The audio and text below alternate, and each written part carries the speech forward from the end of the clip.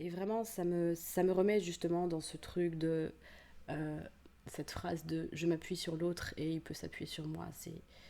C'est quelque chose de chouette. Ça veut pas dire qu'on remet la responsabilité de son bonheur sur l'autre ou qu'il est en droit de la remettre sur nous. Pas du tout. Mais c'est juste, c'est un taf d'équipe quoi. La vie, c'est quand même un taf d'équipe. On va pas tous dans la même direction, on va faire que se croiser. Mais quand on se croise, autant apprendre de cette phrase quoi. Ça peut être sur des toutes petites choses comme sur des plus grandes choses. Mais c'est toujours le même système de être autonome, c'est pas savoir tout faire, c'est pas savoir se démerder tout seul, être seul et genre je ne veux que personne ne dépende de moi. Ou je ne veux dépendre de personne.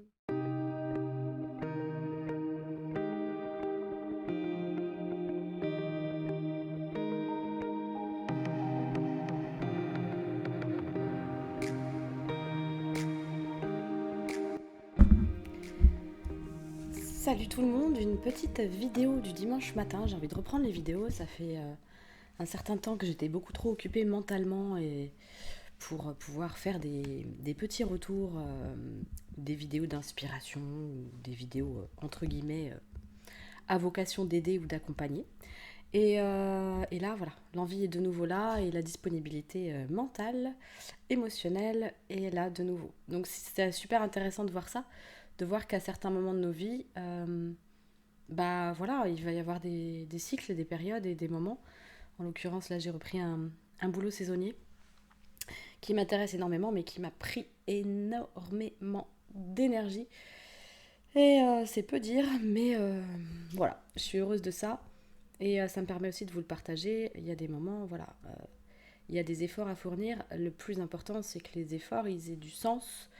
Soit que les efforts, ils, ils se tournent vers quelque chose finalement qu'on aime, quand même si ça nous demande un surplus d'énergie, de concentration, d'emprise un petit peu. Enfin voilà, on va peut-être aller tirer sur des cordes liées à des blessures, des trucs non digérés, nos compulsions, nos fixations. Là, je parle d'énéagramme. La compulsion, c'est rapport avec l'émotionnel, la fixation plutôt avec ce qui est mental. Et un peu des fixettes, on va dire. Et du coup, voilà, ça nous ramène à ça. Mais si ce qu'on fait, ça a du sens, c'est issu d'un choix où ça nous plaît, si ça fait sens que ça nous plaît, et que de toute façon c'est un choix, euh, alors dans ce cas, ça va. Après, il y a des choses qui nous arrivent dans la vie, qui nous sont proposées, ça devient des choix aussi. Voilà. Donc, mais l'important, c'est que ce soit pas subi. Et si c'est subi de toutes les manières, ça va être compliqué. Voilà, j'avais envie de faire une petite vidéo par rapport à deux choses. Ce qui m'est venu, c'est l'autonomie.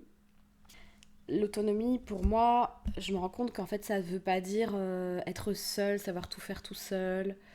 Euh, j'ai un problème avec ma batterie. Alors, et ben voilà, on va faire ça. Voilà, j'ai réglé le problème. Je crois que je vais pas faire de montage sur cette vidéo. Je vais m'autoriser à pas faire de montage parce que ça me prend énormément de temps et j'ai envie de vous mettre la vidéo assez rapidement sur la chaîne. J'ai pas envie qu'elle soit longue, j'ai envie qu'elle soit spontanée. En plus, la spontanéité, c'est quelque chose qui me plaît bien en ce moment. Donc allons-y, je vais gérer comme ça. Donc l'autonomie, c'est pas être seul dans son coin, c'est pas savoir tout faire, c'est pas ne pas n'avoir besoin de personne, pouvoir tout gérer émotionnellement, mentalement, physiquement. L'autonomie, c'est déjà de pouvoir reconnaître où on en est, de pouvoir faire le point, se poser justement sur qu'est-ce que j'expérimente là à ce moment-là, c'est quoi mes pensées, c'est quoi mes émotions. Et sachant que tout ça, c'est pas fixe, hein, c'est pas je prends un papier, il y a ça, non, au fur et à mesure qu'on va écrire, au fur et à mesure qu'on va conscientiser, il va y en avoir d'autres qui vont arriver. Et quelles sont les sensations physiques. Et ça, c'est le meilleur moyen de se relier à son présent et à sa propre expérience. Et l'idée, c'est d'être honnête envers soi. J'ai déjà fait une vidéo sur ça, l'honnêteté envers soi, pour aller regarder. Sans quoi, ça n'a aucun sens, c'est relié à rien du tout. Cette petite phrase, je l'aime bien, c'est relié à rien du tout. Ça me rappelle les clairvoyants que je suis, avec qui j'ai fait les formations, Christophe et Karina en l'occurrence, qui disent toujours cette petite phrase.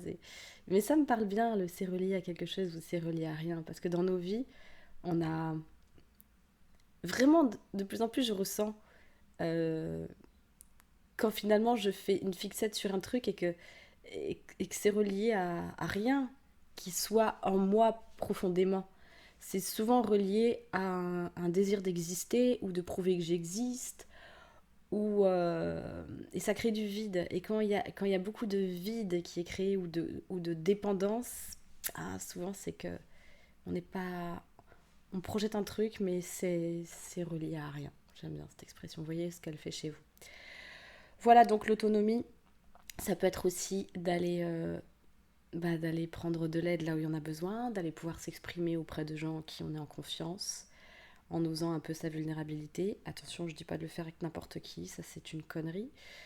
On peut, hein, c'est une expérience, mais il faut le vivre comme une expérience et pas comme quelque chose qu'on pense juste, à mon sens. Voilà.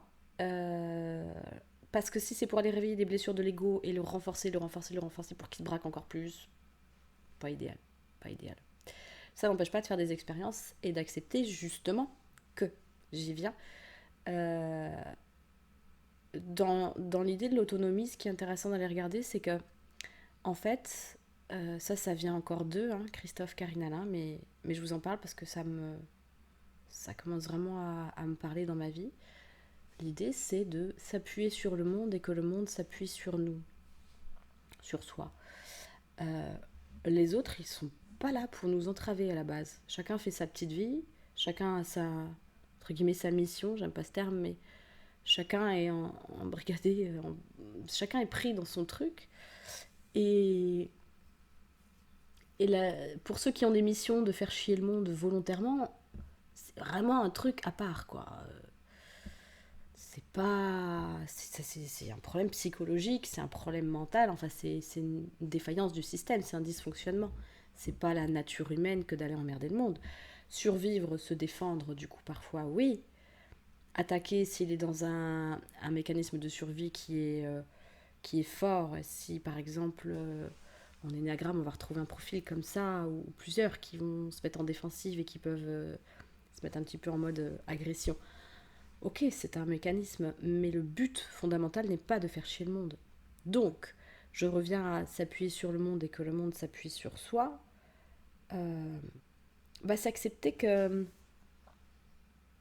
je suis un être social et en même temps j'ai ma propre individualité, donc je dois faire mes choix qui doivent partir de moi, de, de, de ce qui voilà, de ce qui est individuel à moi et que le voisin il va pas forcément avoir les mêmes envies, faire les mêmes choix, être branché sur les mêmes choses et que en fait ça ne nous empêche pas malgré tout en tant qu'êtres sociaux de s'appuyer les uns sur les autres sans aller faire les comptes. Simplement c'est une réalité, voilà, se mettre ça en tant que réalité. Ok, je m'appuie, je peux m'appuyer sur les autres s'appuient sur moi. Et en termes général, intégrer ça dans son système en fait. Euh, Ça se fera évidemment pas mentalement, mais ça passe déjà par entendre la phrase. Ça passe déjà par aller la malaxer un peu dans tous les sens. Qu'est-ce que ça peut vouloir dire ça? Voilà, premier rapport à l'autonomie. Et puis, autre chose, du coup, j'ai renommé ma page Facebook. C'était kinésiologie, autonomie et potentiel, parce que ça, autonomie et potentiel, ça me tient vraiment à cœur. Kinésiologie, je suis toujours quand même branchée kinésio, il n'y a pas de problème. Mais je me rends compte que mon cœur se tourne beaucoup, beaucoup vers les accompagnements euh, qui passent par d'autres outils aussi, comme par exemple mes connaissances que j'approfondis de jour en jour, de mois en mois, d'année en année sur l'énéagramme, et notamment aussi un grand intérêt que j'ai à présent pour le design humain, que je trouve vraiment intéressant. Comme ce ne sont que des outils, ce n'est pas absolu et l'idée c'est pas que ça devienne un dogme et surtout pas puisque ni l'un ni l'autre par exemple ne sont des dogmes. C'est bien au contraire, c'est de l'exploration de soi. Et l'exploration de soi c'est juste le contraire du dogme. Le dogme on te dit pense comme ça, n'expérimente pas. Là c'est le contraire. Le but c'est justement d'aller se rencontrer. Donc du coup voilà, la kinésio fondamentalement, là on parle de mémoire cellulaire et, et c'est une évidence que tout est dans nos cellules, hein. Et j'adore la kinésio, je vais continuer à la pratiquer. Mais je sens bien que voilà, j'ajoute d'autres cordes à mon arc et je ne ferai pas que des séances de kinésio, je ferai aussi des séances clairement de plus en plus possiblement à distance, donc par Zoom ou par téléphone. Voilà. Et que dire d'autre sur l'autonomie ouais, j'ai noté quelques petites phrases. Ça s'applique pas qu'au thème de l'autonomie, ça s'applique à tout en général. Cette petite phrase, je l'aime beaucoup. L'important, c'est ce que je ressens, pas ce que j'obtiens. Ça, c'est vraiment une phrase pour moi qui pousse à l'expérimentation et qui pousse aussi à se rappeler que la petite phrase qui dit... pardon. La petite phrase qui dit... Putain, je le retire du montage, ça ou pas? Je sais pas. C'est pas terrible. La petite phrase qui dit soit je gagne, soit je perds. Il n'y a pas d'échec, soit je gagne, soit j'apprends.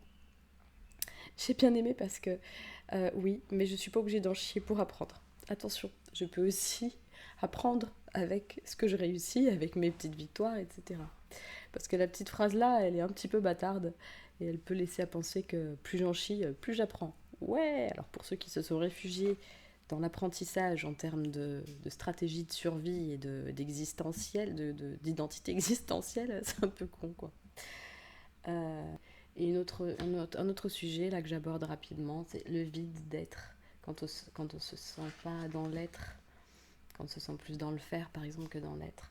Et le vide d'être, c'est quand on est trop occupé par l'image qu'on renvoie. Et ça, c'est quelque chose qui me parle énormément parce que c'est quelque chose qui a animé ma vie depuis que je suis petite, que je l'ai compris, dans lequel je peux retomber très vite, puisqu'on retombe très vite dans nos mécanismes, et vous le savez bien.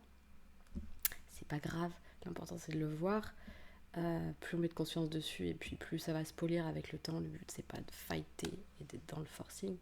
Le but, c'est d'aller regarder, d'être doux, et évidemment quand même de poser des petits changements et des ajustements. Sinon, ça reste là, quoi. Voilà, faut que ça se manifeste dans le concret, dans l'idéal, pour que ça bouge, vraiment. Et c'est tout, je crois, ce que j'avais envie de vous dire. Je réfléchis. Oui, il y a aussi un petit truc que je veux vous partager là pour cette semaine. Du coup, j'ai une nouvelle équipe, enfin j'ai une équipe de collègues. C'est chouette de retravailler en équipe, de se reconfronter à qui on est et comment on se ressent quand on est au sein d'une équipe. Il y a énormément de monde autour de moi toute la journée, que ce soit des clients ou que ce soit des collègues. Et vraiment, ça me remet justement dans ce truc de euh, cette phrase de je m'appuie sur l'autre et il peut s'appuyer sur moi. C'est quelque chose de chouette. Ça ne veut pas dire qu'on remet la responsabilité de son bonheur sur l'autre ou qu'il est en droit de la remettre sur nous. Pas du tout. Mais c'est juste, c'est un taf d'équipe quoi. La vie, c'est quand même un taf d'équipe. On va pas tous dans la même direction. On va faire que se croiser. Mais quand on se croise, autant apprendre de cette phrase quoi. Ça peut être sur des toutes petites choses comme sur des plus grandes choses. Mais c'est toujours le même système de être autonome, c'est pas savoir tout faire, c'est pas savoir se démerder tout seul, être seul et genre je ne veux que personne ne dépende de moi. Ou je ne veux dépendre de personne. Oui, et donc j'ai une petite collègue avec qui je discutais de tout ça, là, du développement perso, de tout ça. Et elle me demandait ce que je faisais. Et c'était intéressant d'aller regarder ce- comment se manifestaient finalement mes séances, comment je veux accompagner les autres. Et en fait, le truc qui m'a semblé le plus vivant, vibrant dans mes réponses, c'est quand j'ai dit, moi ce que je veux, c'est aider les gens à se poser les bonnes questions. Là, c'est sorti de là. Et c'est vraiment ça en fait. Par contre, ça coince un peu dans la gorge. Je sais pas pourquoi. Si quelqu'un a une explication, mettez-le dans les commentaires. Mais je veux aider les gens à se poser les bonnes questions parce que moi, ce qui m'a le plus fait grandir dans ma vie et ce qui me fait encore le plus grandir régulièrement dans ma vie, c'est quand je me pose les bonnes questions et quand les autres m'aident à me poser les bonnes questions. Et je pense que c'est ça qui est beaucoup plus intéressant que de trouver direct les problèmes, que de trouver direct les solutions, que d'être... Voilà, c'est vraiment ce côté je navigue, comment je navigue. Après, il y a des fois dans notre vie, on a besoin d'aller droit au but et effectivement, c'est à ça que peuvent servir notamment les séances avec les clairvoyants qui vont lire dans la structure et qui direct vont là où il y a le dysfonctionnement qui opère, là où il y a l'opposition qui se crée, là où il y a le truc à squeezer dans la structure. Et ça, c'est vraiment intéressant. Mais c'est un autre sujet. Voilà, je vous souhaite un très très bon dimanche et je vous dis je vous dis à bientôt parce que je vais refaire des vidéos parce que ça m'éclate et il faut faire ce qui nous plaît dans la vie. Ciao.